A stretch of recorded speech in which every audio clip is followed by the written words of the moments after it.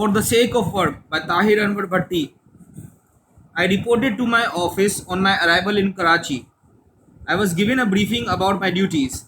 The last sentence of the briefing was very important, which was, "The situation in Karachi is very grave. Therefore, you cannot leave your camp without any reason and without informing us." This single sentence shattered all my dreams. Every person here had a strange story to tell. Every story was different from the stories told by my grandmother and my mother. Here, there was despair, quiet, pin drop silence, and dead bodies found in sacks everywhere. Darkness ruled in the city of lights. Oh my God, what was happening? One evening, as the shadows of the evening were settling in, I was present at the assigned spot for my duty. We were informed that three of our camp colleagues who had gone out for some task had not yet returned. The camp administration was very worried. The police had been informed. The night passed, but there was no trace of our companions. The next morning, the police was informed that a Suzuki pickup van found in an area of the city had three dead bodies in it. The police took custody of the bodies. After checking, it was revealed that these were our colleagues' bodies. Our hearts bled. We performed their funeral rites, and then a prayer for forgiveness of their sins was offered. I kept awake the whole night and wondered why they had been killed. 5 years passed in this conflict, but I could not find an answer.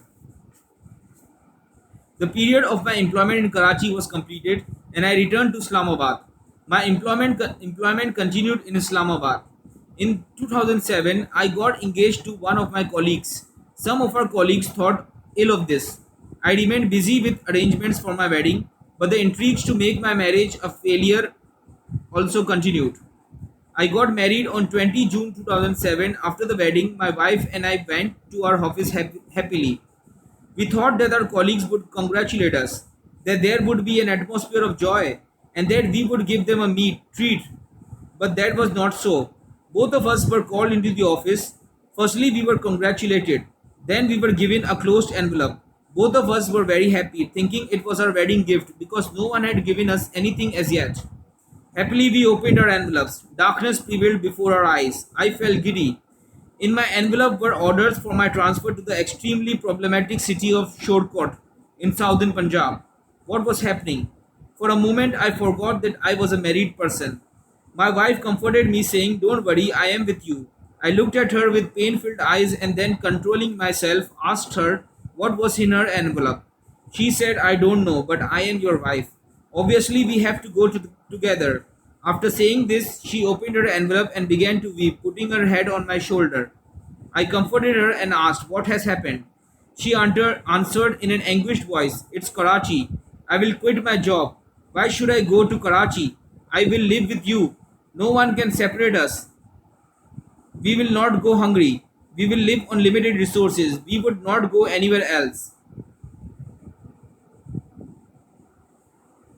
I controlled myself and said to her, "Don't worry. Karachi is not a bad place to live in." She said, "Karachi has snatched me, your wife, from you. Karachi is a punishment for me." I left my wife in Karachi and, after comforting her, left for Shortcut. Sometimes I was able to get a leave for 2 or 4 days. 2 days were spent in the journey to Karachi. One day was spent in listening to my wife and making her listen to me. And 2 days were spent on the return journey. May God save even an enemy from such a painful life. I was informed that my mother had died in Rawalpindi.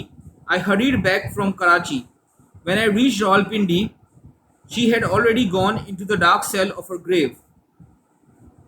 People had covered the grave with mud. I sat at the head of the grave and wept bitterly. It occurred to me that Karachi had snatched my mother from me.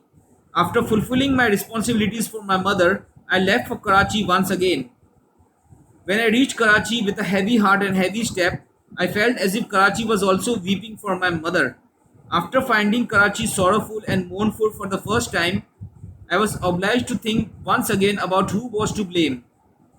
When I sat with my wife, she said to me, "Help me get out of Karachi before the time comes when you cannot attend my funeral, just as you cannot attend your mother's funeral."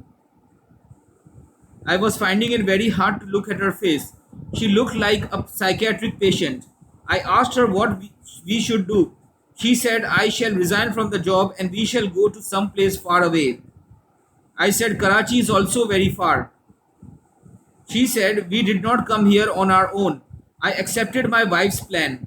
My wife resigned from the office, and on 24 April 2011, we abandoned Karachi once and for all and came to live in Rawalpindi.